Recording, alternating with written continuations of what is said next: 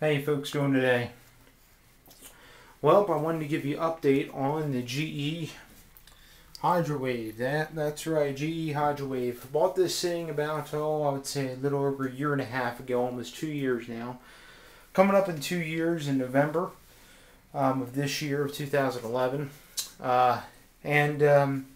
Just want to give you an update on this thing. Right now, it's running about fine. You know, it still washes, agitates all fine. There's another problem we encountered with this washer, though. This is the second time it's done this, and I'm not going to fix it again because it's you know, my wife told me not to fix it again, so and I'm not even going to worry about it because I'm too disgusted to fix it again. I'm probably just going to modify it, see what I can do. But anyway, let me explain to you what's going on. Depending on the load, sometimes when this thing goes in the spin, unlike some of the newer washers, this doesn't have any sensors that detect when it's really out of balance, so it'll just shake itself to death. Anyway, it's done this twice so far. The first time, both times I wasn't home to catch it in the action. So the first time, the washer was, I came home and the washer was up against a corner of the wall here, and then the other part of it was pushed back and up against a dryer. And I was like, alright, well, at least it didn't move too much. And so I ran another load in it, you know, the next day, and started making this weird noise. Now let me show you what noise it's making. This was the first time it happened. Ah, there it is.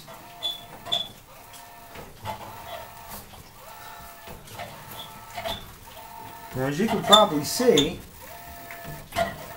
how those two bottom tabs, they're actually hitting the bottom of this base plate. Isn't that lovely? Well, let me show you what happened. Because this washer shook so violently, the front part of this metal bar here, or this whole metal bar here, let me show you how it attaches real quick. As you can see, it only goes back to about, right about there is where it attaches. So the only thing that's supporting this flimsy metal bar right up here, the only thing that's supporting it is the top part of the cabinet. Okay? Now, when it shook so violently, it actually, and it may be hard to see in the camera, but if you can see, that whole bar is actually bowed in the center here. It's supposed to be straight, but it's not. Bowed in the center.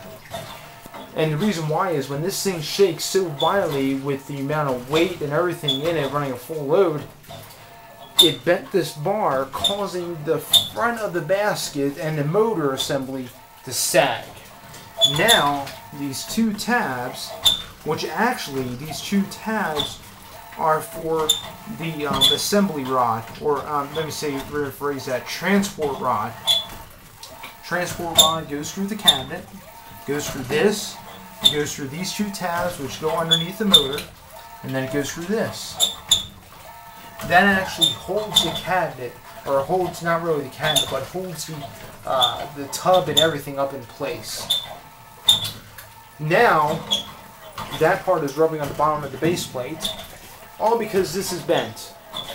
I've replaced this once before, the washer did it again, it spun out of control, and now this bar is bent a second time, and I was hoping the replacement part would be a little bit better reinforced or designed than the part that than the older part, the original part, and it's not. So you know what? I'm not even going to worry about fixing it. I'm just going to run this thing until the motor gives out, or maybe the mode shifter may quit on me.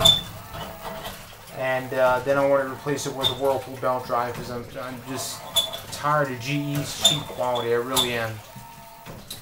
So that's where we're at right now, and the load's not even that much in this thing. Right now I'm just running 3 blankets. 3 blankets, that's it. And this is what it's doing. So probably what I'm more than likely going to do is bend these tabs up and not even utilize them when I remove this unit. Like I said, it's probably going to stay in this one spot till it dies, and then after that, I'm just going to, you know, junk it. I'm just so disgusted on how this thing is built, on how cheapy this cabinet is. I mean, this is like pot metal here. I don't know of any other washer that actually uses pot metal for a cabinet. This right here is very cheaply thin metal.